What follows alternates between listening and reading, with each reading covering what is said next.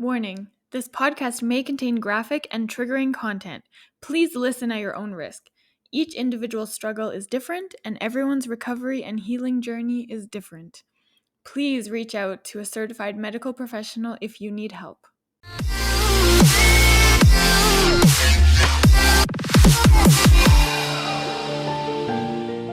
Welcome to episode 9 of Stomp the Stigma, the podcast aimed to fight the stigma surrounding mental health through education, awareness, experiences, stories, resources, and the vulnerable truth. Today I'm back with Max Hall for part 2 of his interview. If you didn't listen in last week, go back and listen to part 1 to hear his whole story. Today we dive further into his experiences and his trauma, as well as his coping mechanisms and his healing journey over the past few years. Oh my gosh. Okay, I wasn't expecting that kind of extreme of a story, but thank you. Thank you so much for sharing that, and I am so sorry that you have been through all that you've been through, but I'm so glad that you are still here today, and I'm so glad that I was able to meet you and that you're a part of my life. I relate so much to your story, and as you're talking, I'm like, oh my gosh, this is like, I know exactly how you feel and what you've been through. Not like, obviously not to the same extent, but yeah, I don't even know where to start now. Yeah.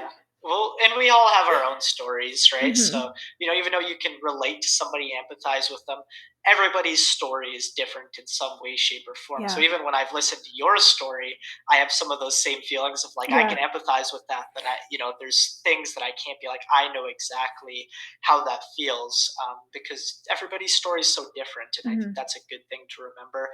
I'm sorry that I had to go through that too. No part of that is like, wow, that was just so good. But I'm thankful for the person that those stories have molded me into. Yes. I would not Yeah. be the same good, caring, um, healthy, and strong person that I am today if it wasn't for those experiences. So no matter how much they suck, and no matter how much I would never wish them upon themselves, or no matter how much I wouldn't even wish them upon happening to my past self, there's a level of thankfulness that they have created such, I guess, a good person that I'm proud to say that I am. Like, I'm able to have meaningful relationships where I take care of myself and I respect whoever I'm with taking care of themselves, because I know how crappy it feels when those things don't occur. Mhm. So it, in a way, has given me a good knowledge of what I want in a relationship through knowing what I don't want. Yeah. And then it sparked me and gave me my passion to want to help people with their mental health through their physical health. And that's why I've been able to be such a successful trainer and make a difference in so many people's lives, and start a podcast that people are loving and enjoying, and that is legit helping people. None of those things would be possible if it wasn't for the past that I've had. So as much as all of those things suck, there's a level of thankfulness that it has molded me into this amazing person that's allowed me to be such a positive change in so many people's lives, and to be a person that I can say that I'm proud of to be today. So. Mhm. Absolutely. I want to go back to kind of the beginning of your story. You were talking about feeling like an outcast as a kid in school and feeling like people don't want you there. And I relate to that so much. I had a group of girlfriends um, all through, I would say, junior high and high school. But you have this thought in your mind that nobody really wants you around, and you're kind of this like burden to other people. And so I feel like there's a lot of self sabotage and sabotaging these relationships that are healthy, and like these people do want you around. But in my mind, it was this idea that they don't want me there and I shouldn't bother them. So I'm just going to leave them alone. And I think that led to a lot of loss of these friendships for me, because even now I don't talk to any of them anymore. I think I talked to like one person from high school. And I think that has a lot to do with the self-sabotage.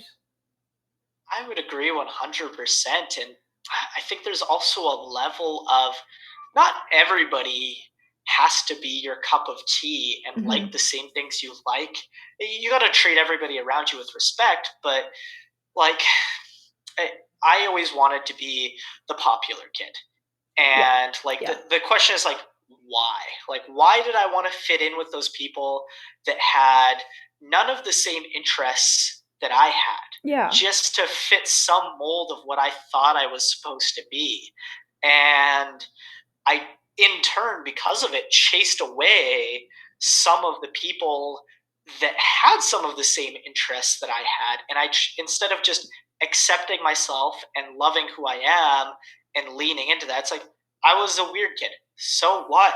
Now I'm the weird 25-year-old that has an anime fitness podcast. I don't care what you think. If you don't like anime, that's your opinion. Yeah. I like it. Yeah. Like, I like who I am. I'm pretty damn cool, and nothing anybody says can change my opinion on myself. And the people I surround myself are people that love and accept me for who I am. Because if you don't love and accept me for who I am, I don't want you in my life. Whereas as a kid, I spent a lot of time chasing the approval of people who didn't love me and accept me for who I am, and spent a lot of time chasing away the people who did, were healthy, and did love and respect me for who I am, because I wasn't mentally in the place that I am now. I probably had to chase those people away and deal with a lot of those things in order to learn what harm it's done in my life so that I can have some of those more meaningful relationships and friendships today from the lessons that I learned from that. But geez, those were some hard lessons to learn. Like I said, like my friend Greg, he's somebody who I went over to his house every Friday night and we watched anime together. But anime wasn't cool when I was in middle school. And Greg was the weird kid that was crying while doing a presentation in class, whereas nobody knew that the reason he was crying is because it was his and his dad's song, and his dad had just passed away. And the the more that people pushed him away, the more I wanted to push him away, because I didn't want to be associated with that, because I didn't love and accept that part of me. It's a part that I felt like I needed to hide, and it's something that I deeply regret, because he did mean a lot to me, and now he just doesn't get to. So Mhm. Mhm. yeah. And I guess he still can be meaningful for me in Yeah. my heart. There's nothing wrong with that, but I don't get to have that relationship, I guess, Yeah. is what I meant by that. It's just not a possible thing. Mhm. So, Yeah, basing your self-worth on um I guess the attention and the love that other people give you. I definitely did that when I was younger. And so I just wanted as many friends as I could, and or like getting a boyfriend like you were talking about. That was like so important to me because I felt like the more people that would love me and would pay attention to me, then that would in turn make me love myself, I think. But that obviously is not the case at all. Uh, and I jumped from relationship to relationship my whole life. Right now is the first time that I've been single since I was like 18, which is so crazy to me. But I finally have this chance to develop my self love and like not lean on anybody else for that. But yeah, constantly searching for the attention from other people was a huge part of my search for self love, and obviously that didn't work out. yes, no, like, well, my story's out there now. Obviously, it didn't work out for me either. I think that's abundantly clear. Mhm. But after that relationship, there was definitely a long period of time where I needed to be single, and I stayed Yeah, single because I came to the realization that in order to find somebody that loves me for who I truly am, I need to love myself for who I truly am. yeah. So that was kind of a long journey. And then after I don't know, 4 or 5 years of being on that journey, maybe a little bit longer. Um, I had finally kind of learned to love myself and learn to respect myself and honor myself. And I would only get into a relationship with somebody that I felt was healthy and I felt like was the best for me. I got into a few short relationships that ended simply because they didn't feel ready yet. And I didn't hold it against them. They didn't hold it against me. Mhm. There was no fighting or negativity or animosity, and that felt really good. And now I'm in a relationship with somebody that very much does respect me for me, and I respect them for them. And something, a big thing that I say a lot, I'm kind of a nerd for this, is I've always said that in a relationship, I don't want somebody that walks behind me or that I walk behind. Mhm. I want somebody that I walk beside. What that means is we're seen as equals. We take care of ourselves first. And instead of feeling the need to take care of each other, we take care of ourselves. And then we get to enjoy the moments and the respect and the time and the energy and everything together as equals rather than the relationship being revolved around serving that person or having them serve me, which neither feels good to me. I've always wanted somebody that is very much cares about themselves as much as I care about myself, and I Mhm. found somebody like that, so I'm really happy about that. But it's something that I hold a huge value of is their priority is taking care of themselves first and foremost. My priority is taking care of myself first and foremost. I pursue my passions, they pursue their passions, Yeah. and we get to share those things together. We're not serving each other. And I've simultaneously never felt as cared for and as respected as I do now, while Yeah. also not pushing on the obligation that they need to care for or serve me in any way, shape, or form, and vice versa. I do not need to care for or serve them in any way, shape, or form. Like they are their own individual. I am my own individual, and we just talk and communicate and connect and share. So it feels good. Oh, that is amazing. That is exactly how a relationship should be, I think. When you were talking about your previous relationship, I I definitely connect with it way more than I thought I would. And looking back on my previous relationships, I never really realized how kind of toxic and manipulative they were. I mean, I guess when you're right in there, you don't even realize and you don't notice. And no matter what other people say to you, like other people can warn you and tell you like, "Hey, this is not healthy," or like you should get out. When you're right in the middle of it, you just have your blinders on and you don't really realize. And now that I'm obviously not in that relationship, I've realized how toxic it really was.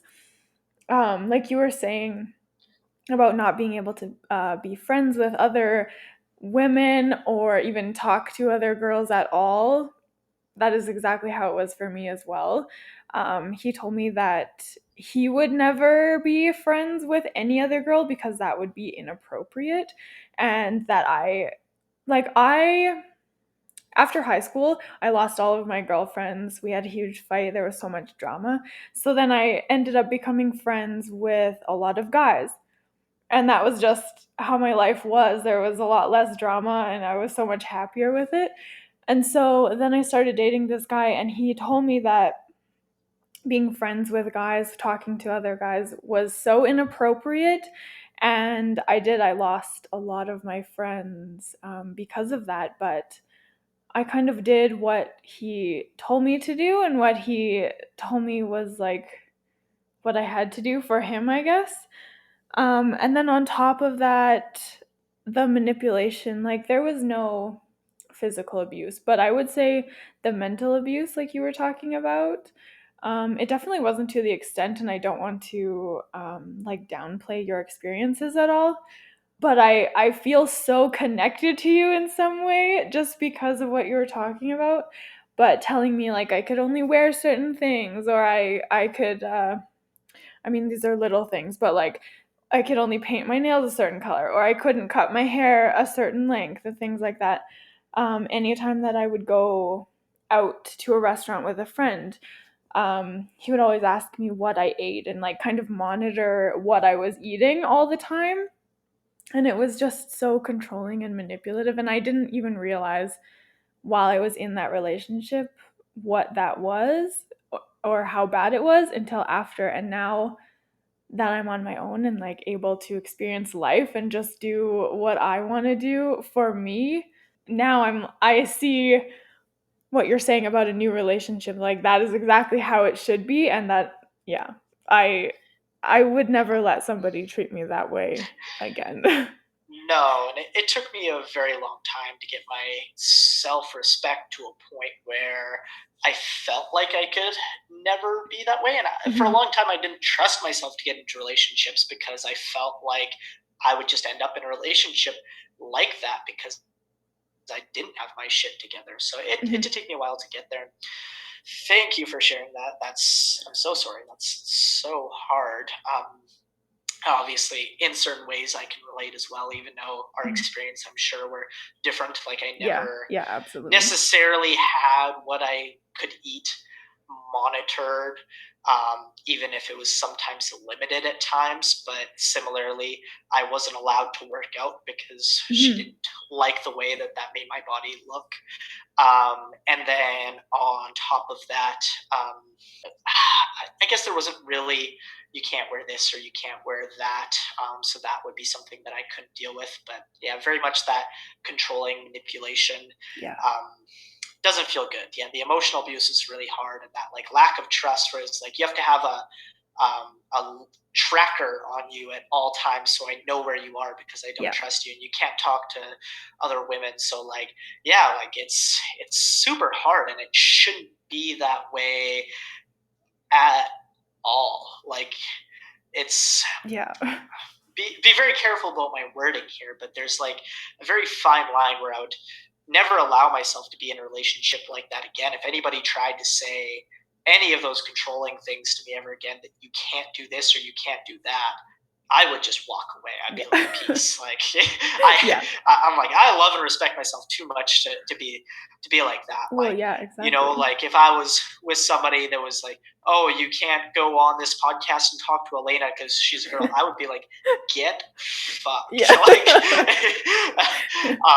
that's just not something that would ever be allowed in my books Yeah. ever again. I Yeah, respect exactly. myself way too much, but definitely when you're in that, like I had similar things. Like I had people telling me like, get out, you deserve better than Oh, that, yeah. and you just kind of put on your All the blinders, and time. you do kind of ignore what other people have to say about it to a certain extent, and that's not a good feeling. But that's why it's so important to learn what your boundaries are for yourself, Yeah. because a lot of times in relationships you're not going to listen to the counsel of other people even if it's good advice. So you have to have a firm set of boundaries for yourself going into that relationship, so you know what the moral values are that you rely upon, to know when to walk away, to know when to say no, to say, you know, just be okay and to be safe with yourself. Like, you have to, just like you have to love yourself before somebody else can love you, you have to feel safe with yourself before you can feel safe with somebody else too. And that can be a really hard thing to do. I think if a lot of us question that, like whether we feel safe with ourselves or not, a lot of times the answers are no. That's okay if you don't, but you know, you're also not going to feel safe with somebody else. So it's something that you need to work on, is Mhm. learning to slowly feel safer with yourself, so that you can trust yourself and you can know where and when to set those boundaries and do what you need to do. And to be in a healthy relationship where, you know, you communicate things out and you understand what the boundaries are, there's that level of trust. Like, I don't care if my new partner talks to other guys, like that's totally fine. She can have as many guy friends as I want. I have as many girl friends as I Mhm. want, right? It's just, they're just friends. And it's like, don't get me wrong, cheating does happen, but the person actively makes that choice to Yeah. do that. So if something was to happen, I've always told myself this: if something was to happen where I was to get cheated on, for example, we were to define the relationship as completely monogamous, where we're not sleeping with other people, and the person was to go about and do it anyways, I would have to ask myself the question of, can I forgive and forget this based on the communication we have and move along forward feeling trusting that it's not going to happen again? And if that's the case, I have to go on under that assumption that does not give me permission to control, manipulate, or abuse that person to try to get them not to do that. Yeah. I am trusting them not to do that. And if that can't be restored, if I can't have that trust in them, if I can't um, treat them with respect anymore because of that thing that's happened, because of the way I feel, Mm-hmm. I just need to walk away. And there's nothing wrong with that. It Yeah. just means the relationship didn't work out, and that's fine. But that's just how it is, right? Mm-hmm. There's never a reason to treat anybody with any lack of respect like I have been treated, or like you were treated in the past. That's their shit that they're not dealing with, that is justifying to them in their head why it's okay for them to treat you like that. And it's just not. And you can't deal with other people's shit, but you can know when to walk away when somebody doesn't have their shit together, to know that they need to treat you with the utmost level of respect. And along those lines, I would never be with somebody that I felt like couldn't treat me with the same respect I would treat them with, and that I can't respect. Like, I don't want to manipulate people. I don't want to control people. I just want somebody that I can walk beside, care about. They care about me. We share things together, but we're each our own individuals. Like, Mm-hmm. that's how, in my opinion, that's how a relationship should be. And I'm happy that I found that, but there's also like a level of it. If I was ever not to have that, I respect myself enough to walk away until that is present for myself. So That is the hardest part. Until you love yourself enough, I think we stay in these toxic relationships because it's terrifying to leave and to be on your own and be with yourself when you don't even love yourself. and like I said earlier, sometimes you talk yourself into, if somebody else loves me, then I can love myself. It's like that's just not how it Yeah, works. that's Sorry. not how it works. You were also talking about that sense of like being lost after the relationship. When you've committed so much to this other person that is controlling your life, and kind of given up your friends and your family and all of these other things, that once you're finally um, released of this relationship, there's a huge sense of relief and being free. But at the same time, like, you're so lost, you don't have anybody to turn to because you were so fixated on this person, and that person was your whole life.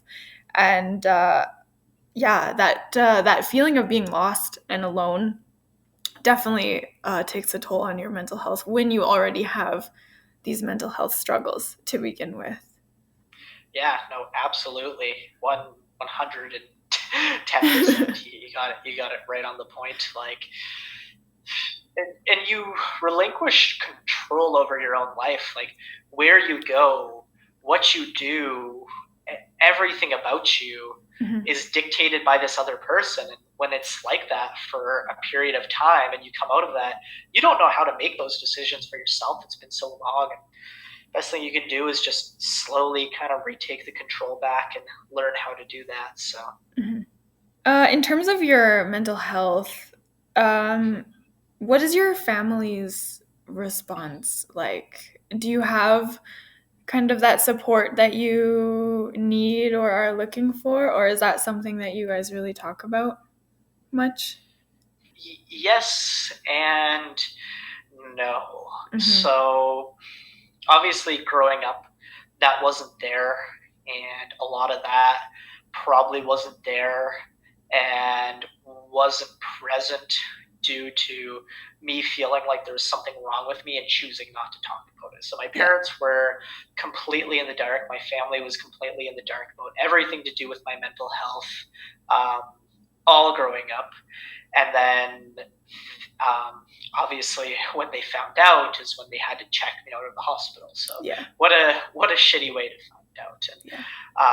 I think my lack of wanting to do what was best for myself caused a lot of strain on my relationship with them, and rightly so, because they wanted what was best for me, and I simply didn't. And they could see that. Yeah. They could see that, this horrible person was treating me absolutely horribly, and I just wanted to stay in that horrible place. Mhm. So that put a lot of strain on my relationships with my family, and even though they still loved and cared about me, I think they dealt with a lot of trauma due to my mental health, that I still hold a lot of guilt over. Slowly, those relationships have been mended and repaired, and I do feel really close with my family. Again, I feel really loved for and cared for by them, and I trust them, and I think to a certain extent they trust me more. Yeah. Again, so the relationship with them is definitely much better. um, they are just simply not the people that I choose to confide in, to talk about with my mental health. And I think part of that, even though I feel like they have a better understanding of it, they have a lot of empathy for it, they care about me, and they don't necessarily judge me based on it. I think a lot of this, and whether it's just in my head or whether it's reality, because of some of the trauma I've put them through with that, Mhm. and some of the things that they've had to deal with probably their own mental health, dealing with some of the trauma of my mental health.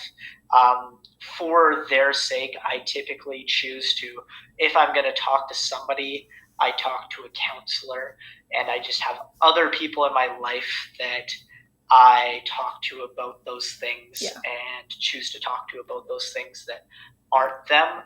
But at the same time, I do feel like they understand, they respect, and they care about me and my mental health, and they are aware about it. So Mhm.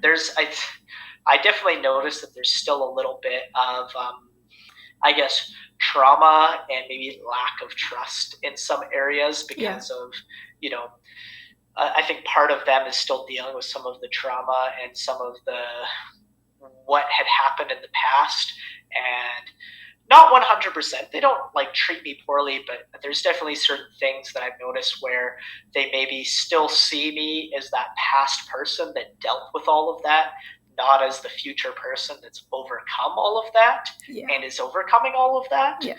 So there is still a little bit of that, but that is their shit to deal with, not my shit to deal with. And I, respectfully let them deal with it in their own way, in their own time. Mhm. And that's, not things for me to fix. That's things for them to fix. And because I know they're fixing some of it and dealing with some of it and dealing with a lot of that, I do feel that it'd be unfair to impose some of my different mental health stuff upon them, even though I struggle with it a lot less.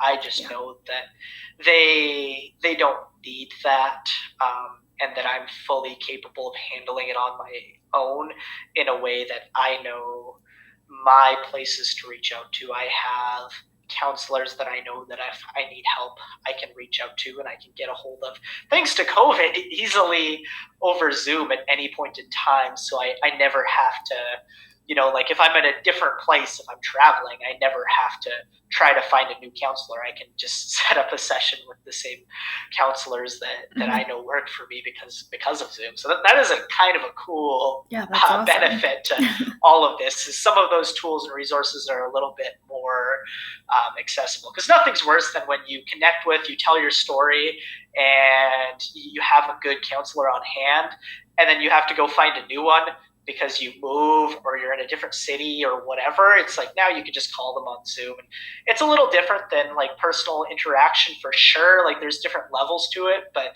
in my opinion, for me, it's better than trying to retell my story and find a new person every time that comes about. Just having that person on hand is a really neat kind of cool tool and resource that's came out of the lockdowns and some of the advances in technology that's had to step its way up because of it. So yeah, so that's me. That's my family. They're super supportive. They're loving. I love them to death. They love me to death. But they are dealing with their own shit, and I just know that I need to deal with mine in a way that doesn't make my shit their shit. And for me, I know that that's talking to a counselor and handling my own shit in a professional way, I guess. So yeah, I'm in the same boat. I mean, my family knows about everything now, but they're not the ones that I go to, or not the ones that I confide in to talk about everything, which is fine. Like you still have the support there. But well, and I think there is some disadvantages to that too. Like my parents know everything and know all of my struggles, but because I don't necessarily go to them as I'm dealing with things, they maybe haven't seen. They've definitely seen a lot of my growth, but they haven't seen maybe as much of it as if I did go to them with more things. Probably. Yeah. But in the same breath of things, I still, kind of stand by my decision. And I've felt that that's the best way for me to handle things in the way that I need to. So, playing team sports, I know, I mean, usually you become very close with your teammates and your coaches and everybody that is around you. You spend a lot of time together. I know for me, my past coaches have contributed to my mental health struggles a little bit. I'm curious about your experience, whether your coaches and teammates have helped or hindered your mental health issues. Yeah, so in a lot of ways, I would say help. Maybe in some ways harm, but I don't think they meant to be harmful. I think they always had the best intentions in mind, and especially with team sports, you're looking after and caring for a large group of people. It's going to be impossible to deal with everybody's individual needs, and to a certain extent, you kind of have to deal with your own individual needs in order to best fit that mold. So with sports, I started playing sports really, really young. I played soccer for 7 years, and I did taekwondo for 8 years, and I started both of those when I was about 5. But they were never really something that I was into. Like in soccer, I was the kid that picked the grass. So for better or worse, I don't think my coaches ever saw me. Just because my head was never really in it. It's just something I showed up to because that meant that I got to go home and play video games after. But more or less the same thing with taekwondo. I think in taekwondo, the instructors maybe saw me a little bit more, but I didn't see them, for the same reason that it was just something I went to because it was the next step towards playing video games later that night. So very nerdy kid, despite what I've done with athletics and what I've done with health and fitness and where I've kind of ended up. And then the first kind of sports I fell in love with were football and basketball. And I think part of that is because I felt seen and accepted and cared for by the coaches, which really made me feel good. It seemed like they cared about me and they wanted me to get better. And for me, that was kind of a weird feeling. that somebody felt that way. And I kind of liked it, which is why I kept playing team sports. But because I kind of liked it and because I sought that approval and I wasn't reassuring of myself, when I made mistakes, I did not have the ability to tell myself that it was okay. I needed coaches or teammates to remind me that it was okay.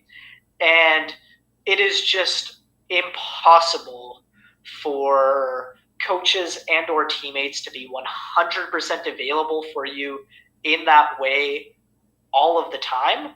Yeah. And I would say that my coaches and my teammates always did the best that they could for who they were in those moments, but that just wasn't enough. And I think that comes down to having the ability to do that for yourself. Which can be a challenging thing to learn, especially as a kid. I definitely didn't have those skills down, and that's where some of those negative emotions that came along with sports came from, is because I didn't have the ability to reaffirm myself that it was okay when a mistake happened, and because coaches couldn't always be available to do that for you. That's when some of my self-worth started to get tied into it, and I started to beat myself up for, feeling like I was worthless or a crappy human being because I made a simple mistake in sports, because I didn't have the ability to reaffirm myself. And those people weren't always there to reaffirm me for me. They did the best that they could, and they always tried to be there. And that's why I love sports so much. But it just wasn't always a possibility. So they did the best that they could. I would say overall, they were definitely hugely positive influences on my life that have grown me into the amazing person that I am today. But there was some hurt and some, crappy emotions with that. Growing up, I would say that would account for high school sports for the most part. University sports, I had a really amazing coach that I really looked up to, who went beyond reaffirming me when mistakes were made, but actually started to teach me to reaffirm myself and to know my worth and to know my value.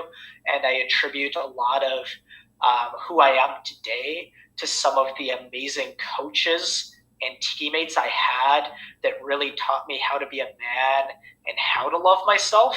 Obviously, I made a really bad decision that ended up pushing a lot of those people away because I hadn't mastered that at the time. But as I've kind of pushed on in my life after, the events of my past relationship, I've used a lot of the lessons that I've got from those people to help better myself. And I'm very thankful for the lessons I've got from them. So I would say that overall, like, my experience has definitely been super positive, even though I am aware that a lot of those experiences can be negative, and coaches do have a lot of power to fuck you up.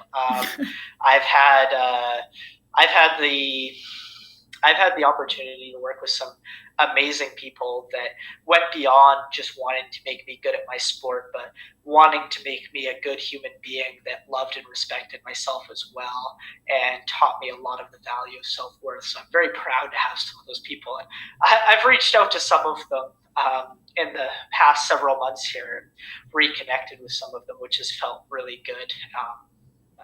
Yeah, I would say overall, that's my experience with coaches and teammates. Yeah. So. I mean, that's a good point. When a coach or somebody is looking after so many people, you can't treat everybody the same way or give them, I guess, what they need, because every individual case is different, right? That's a very good point. I never really thought about it like that. And I think a lesson I've learned about that is, for coaching, the best thing you can do is teach people to do those things for themselves. And I think, to me, that's what defines a good coach, and that's what I've tried to do in my coaching of, powerlifting and being a personal trainer and helping people, is instead of just telling people what to do, teaching them how to learn what to do on their own, and teaching them how to reaffirm their own self-value, how to adjust, and trying to make people better people instead of just better exercisers, I guess. Like, so myself as like a coach, like anybody can give somebody a nutrition plan and a workout plan. Yeah. It's just a piece of paper, but being able to connect with and help those people find things that they want to work on within themselves and making them, mentally and emotionally better along the process of also making them more physically fit, and using that as a tool to kind of drive both avenues to improve. That's what really holds the value as a coach. And I would say that's what most of my coaches and what the best coaches I've ever had done for me. So. So, playing university football was a huge goal of yours. When you kind of cut it off abruptly, did you experience athlete depression at all once that was kind of cut out of your life so quickly? Yeah, I think getting into working out pretty soon on kind of helped me manage that a little bit, because I maybe put some of those emotions into trying to improve my body, trying to get stronger, trying to get more fit.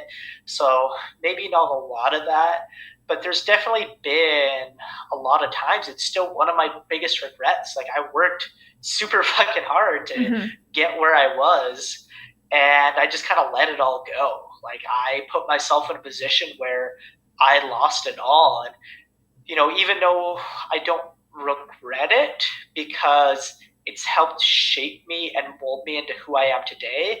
And I've done a lot of really amazing things with my life that are only possible because of the mistakes that I've made and the lessons that I've learned from those mistakes. I'm proud of that aspect of myself, but there is still an aspect of myself that's like, wow, like, that's something that I really loved, and I fucked it up. Like, so yeah. That's probably the closest thing I would say that I've had to that. I have funneled a lot of that, I get maybe those emotions, into something I believe is we we don't grow less capable because we get older. We get older because we become less capable. So I do help a lot of older people take, I guess, back their quote unquote strength and athleticism. But you're only limited to what you can do because your mind says you can't do it. Like, there are men's league football leagues that I have played in that I could still play in if football was still a passion of mine. I decided that it didn't really serve me in the way that I wanted it to anymore, so I let go of it. But I found things like kickboxing, like powerlifting. I found other things to funnel my energy and my passion into, and to continue growing. I found other things to work on and other avenues to, keep improving myself. And I've continued to stay an athlete, even though if sometimes it changes how I'm expressing that athleticism. And using your body is a blessing. Some people lose that blessing.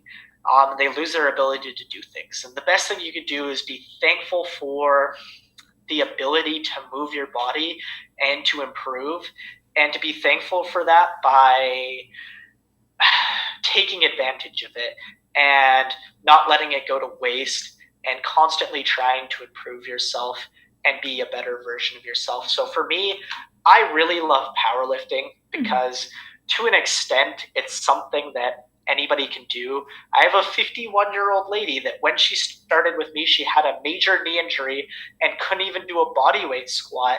And she's been able to go along from not only being able to do a bodyweight squat, but now she has a squat world record, a bench world record, and is a competitive powerlifter at 51 years old.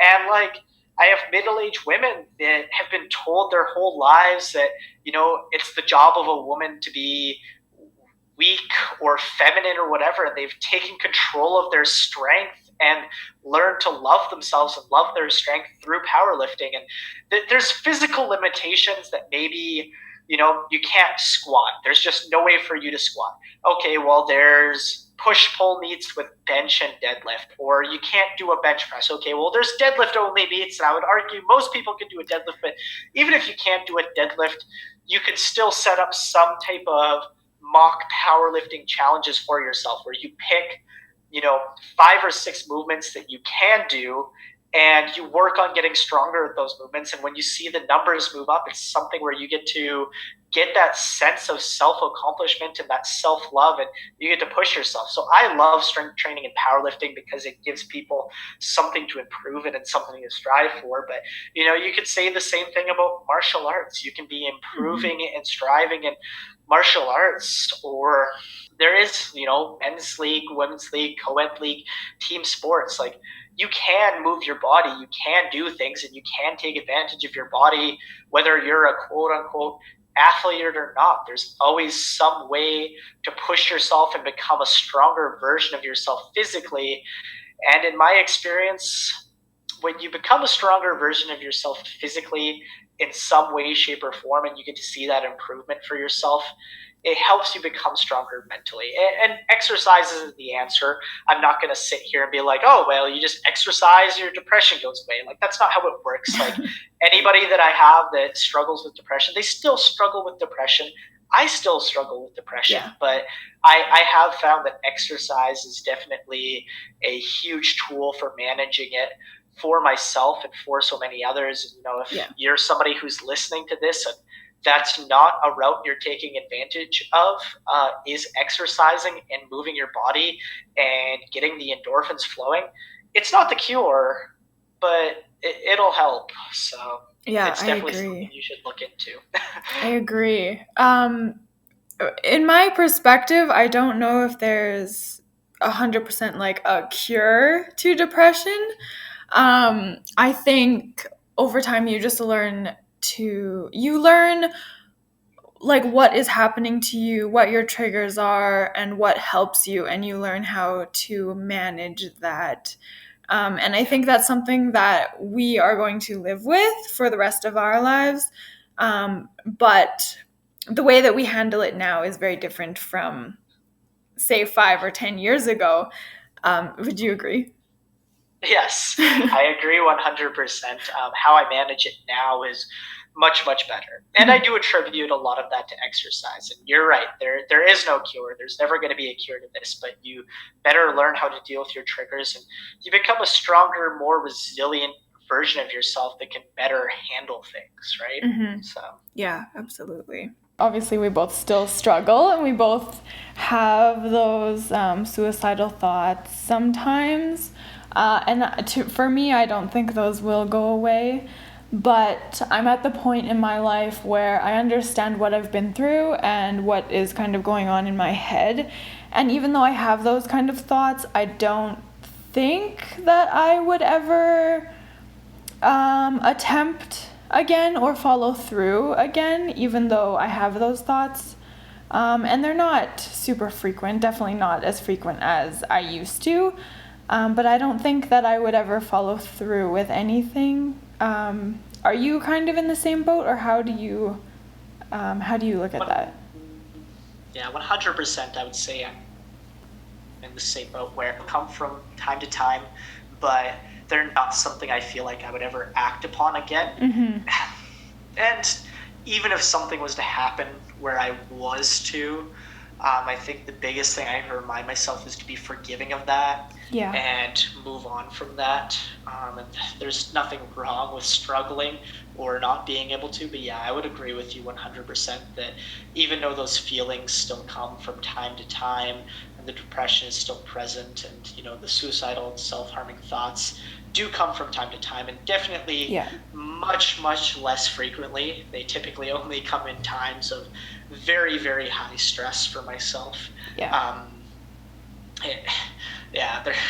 There's been some high stress crying breakdown times in the last year, but even through those really hard, stressful things and inability to deal with some of those emotions, I've still been able to be pretty confident and comfortable with myself that I would not act upon some of those thoughts. And that I want to be around. So yeah, I would agree. Yeah, and I'm at the point where I know now to reach out to somebody and to get help instead of just kind of sitting there in my own little hole, Yes, exactly. Yeah. Same with me. Yeah. I know that there's a lot less discussion around male mental health struggles.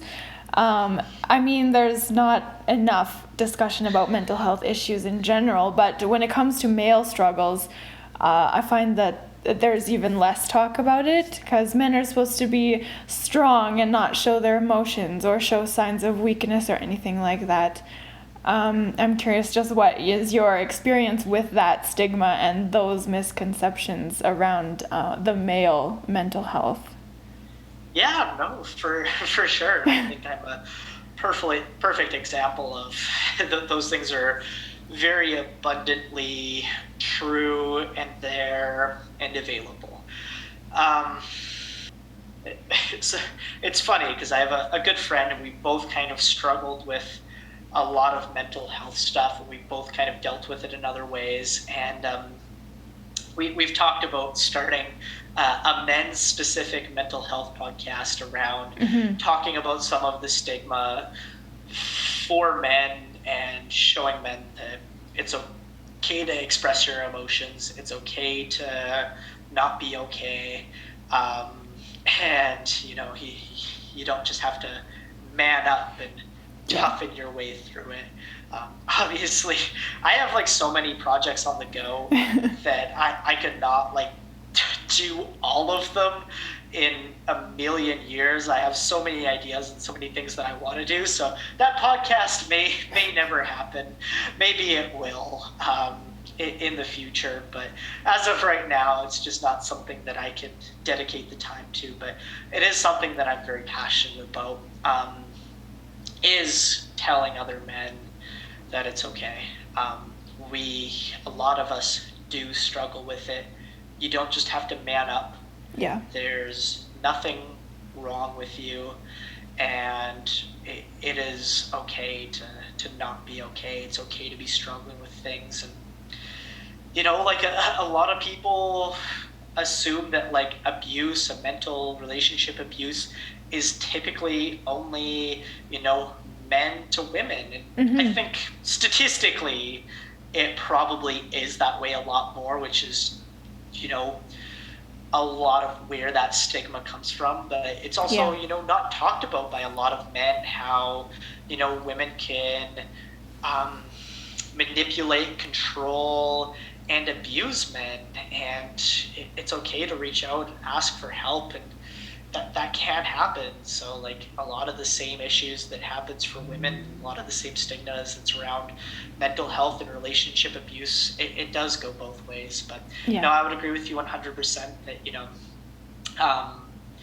even though men and women struggle with mental health, there is a huge stigma around anybody talking about it. There is that added pressure of men are supposed to be manly and just man up and toughen it up and holding it all inside, and that's bullshit. Like being a man doesn't mean you have to bottle up all of your emotions. It's okay to be frustrated. It's okay to be sad. It's okay to be depressed.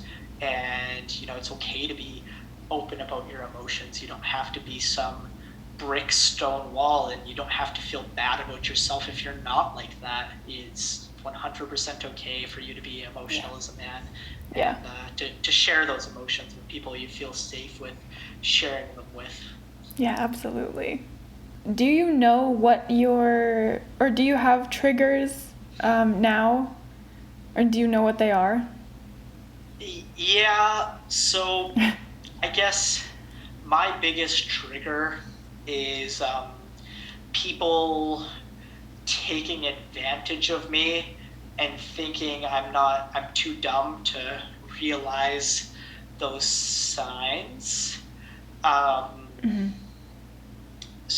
Because I'm a very kind, I'm a very caring person, and I will 100% go out of my way to do anything for everybody, and I'm getting better at doing that within the context of the way that it makes sense for me and not sacrificing my sense of self to do so. Am I perfect in that? No, but I will get very frustrated. I will get very depressed. I will have emotional breakdowns. Yeah. And, I will have some of those thoughts come. I will get triggered when I am being treated that way. So, like, something that I went through in the past year is I felt very much that way at work. I'd worked for corporate gyms my whole life, and I felt very fulfilled and very good about the work I was doing with my clients. But I felt like the company was taking advantage of me and taking advantage of what I was willing to do and my mental health, and they would just ask for more and more and more, and they never really wanted to listen to me and what I thought was acceptable. For many years, I worked 100+ hour weeks and just worked myself like Oh an my absolute God. dog. And it's not that I'm like not okay with hard work and putting in lots of hours. Like, I'm probably almost working equally as much, but I felt very underappreciated. And when I was trying to say I need to take steps back and try to pull back some of that time and some of that energy for myself, I would get pushback from them that I wasn't doing enough. And it's like, no, no, no, no. Like, this is bullshit. I'm not doing as much as I was before, but I am doing enough. Like, I can only give to you as much as I'm willing to give. So for me, that created a very toxic culture where I needed to leave work and take a mental health leave. And ultimately, I ended up deciding that the best thing I could do for my mental health was to become self-employed, so that I get to dictate and decide what is acceptable and what's not acceptable for myself, and other people don't get to make that decision for me. So even even in relationships, that's why part of the reason why that sense of self is so important to me, is I always want to constantly feel like I'm making the decisions for myself, and other people aren't trying to make those decisions for me, and that my views are respected and cared about. So when you get triggered and you kind of, not necessarily spiral, but you fall into this little bit of a darker place, how do you get through that now? Like, what are your coping mechanisms now that you know what's going on? Yeah, so a lot of it is working out. I can usually feel like kind of the clouds that are holding me in that dark place get a little bit cleared up Yeah. when I do work out, and I can, even though I might not be in the best of place and the issues might not be fixed, I get a little bit of a clearer sense of self and get into a little bit of a better mental place to fix that. But I've just learned that when I get into situations like that, something is going wrong, something is triggering that, and some type of change needs to be made that's within my control, and I need to make that change. So if a relationship was making me feel that way, whether it be a friendship or romantic, that relationship might need to be cut off, or other boundaries might need to be put in place, that I don't make myself emotionally available to be treated like that, to be put into a place where I start to sink down that rabbit hole. With my workplace, like I said, like I tried to set those boundaries and they just weren't respected. So ultimately that led to me leaving and needing to leave. So that sense of control, sometimes the answer isn't always clear what you can do, but that is something that I always try to reflect in myself and say, what can I do about this situation? What is within my control? And how do I get it to a place where I feel mentally better about it? So you use exercise as a coping mechanism, but you've also used exercise in a negative way in the past. So how do you define kind of that boundary between healthy and unhealthy use of exercise, or is that just something that you have learned over time? It's definitely something that's been learned over time, but I would say the two distinguishing factors of it are, for me at least, is is this um, is this affecting me in a positive way, first of all, and is this coming from a positive place, second of all? So is it affecting me in a positive way? I can look at things and say, like, what are my goals? And if your goal is simply just to move because it feels good for your mental health, that is fine as long as it comes from a positive place. But for myself, I know that a lot of the positive aspects that benefit my mental health for that come from exercise come from a sense of improvement. So for me, if I'm doing extra junk stuff just to do it, to try to feel better about myself, usually those are coming from a negative place, because when I'm exercising to feel better about myself, I'm doing it from a place of self-improvement. I'm trying to make an area of my life better, whether I'm trying to get cardiovascularly more fit, whether I'm trying to improve martial arts skills, whether I'm trying to get stronger. I'm trying to do it from a place of positive improvement and positive change in my life. I'm not necessarily just doing it to do it. And I'm definitely not doing it from a place of, I hate myself, and in order to not hate myself, I need to change this. And I think that's the big difference between the way I did it from when I was younger, is I hated my body, and I felt the only way to love my body was to improve my body enough that I loved it. And that's just not the right mindset, because even with how I am now, I could nitpick and I could find a million things that I want to change and a million things that could be better. And that's just never going to be present. There's no such thing as perfection. And there's no, like, when you hit this point, you're happy. You have to decide that you're happy and that the changes you're making are coming from a positive place of you're improving yourself because you love and respect yourself, not because you feel like you have to improve yourself in order to love and respect yourself. And trying to drive that change from a negative outlet of anger and hate. So Yes, I love that.